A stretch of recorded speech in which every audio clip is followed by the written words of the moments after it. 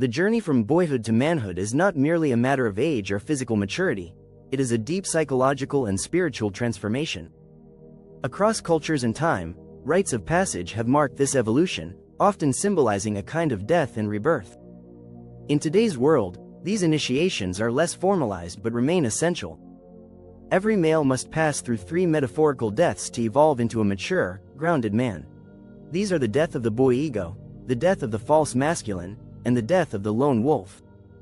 Each stage strips away illusion, forcing the man to confront himself and emerge with clarity, strength, and purpose. 1. The death of the boy ego. The first death is the letting go of the boy's ego, his dependence, entitlement, and the fantasy that the world revolves around him. Boys are often raised in environments where their emotional needs are catered to or neglected in ways that cause them to center their identity around survival mechanisms. This results in a fragile ego that demands recognition, validation, or control. The boy ego is fueled by me thinking. What can I get? How do I win? How do I avoid pain? This first death usually comes through failure. Perhaps it's the collapse of a dream, the loss of a first love, or a moment of shame that pierces the illusion of invincibility. The boy faces his limitations, and for the first time, he feels small. This is a deeply disorienting phase. Without the ego's inflated view of self, he may feel lost, angry, or numb. However, this death is essential. It creates space for humility and the beginnings of self-awareness. Only when the boy ego dies can responsibility be born. The man who emerges begins to understand that life isn't about what he can extract, but what he can contribute. He sees that strength isn't control over others but mastery over self. He begins the long road of emotional maturity, of carrying his weight without complaint or avoidance. 2. The death of the false masculine. Once the boy ego dies, the next illusion to be confronted is the false masculine, a distorted identity shaped by culture's narrow definitions of what it means to be a man.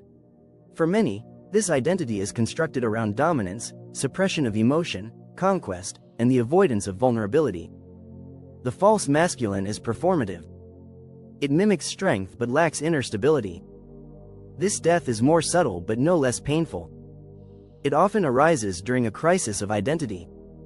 The man realizes that the persona he wears, whether the stoic achiever, the aggressive competitor, or the detached loner, no longer fits. It has won him approval or success, perhaps, but it has also left him isolated or hollow. At this stage, men begin to feel the cost of emotional repression, failed relationships, inner emptiness, or addiction to distractions. Letting go of the false masculine requires facing long-suppressed emotions, grief, fear, softness, tenderness. It demands that the man stop seeking validation through power or detachment and instead embrace emotional honesty.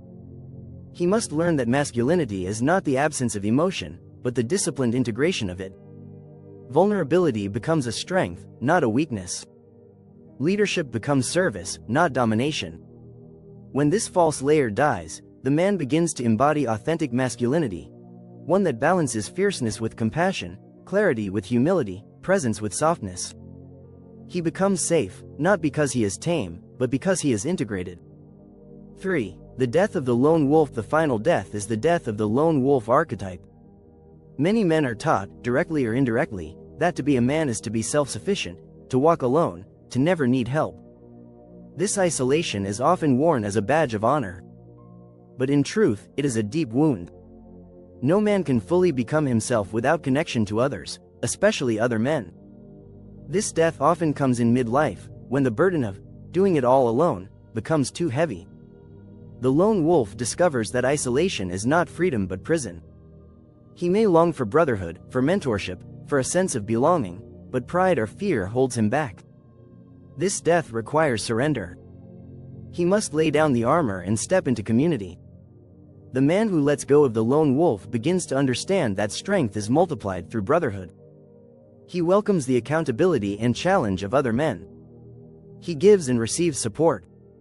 In community, he sharpens his integrity, aligns with purpose, and transcends self-obsession. He becomes a pillar, not only for himself but for others. Conclusion. Becoming a whole man. Each of these deaths, of the boy ego, the false masculine, and the lone wolf, is a shedding. A shedding of illusion, of defense mechanisms, of survival strategies. They are not one-time events but processes that unfold over years, even decades. They demand courage, reflection, and often the support of mentors or elders who have walked the path. The man who emerges on the other side is not perfect, but he is whole. He knows who he is and what he stands for. He is not ruled by ego or fear. He moves through the world with quiet confidence, able to lead and to serve, to protect and to feel. In his presence, others feel safe and seen. He is no longer a boy chasing validation, but a man living in purpose. This is the path from boy to man, not through conquest or control, but through surrender, truth, and transformation.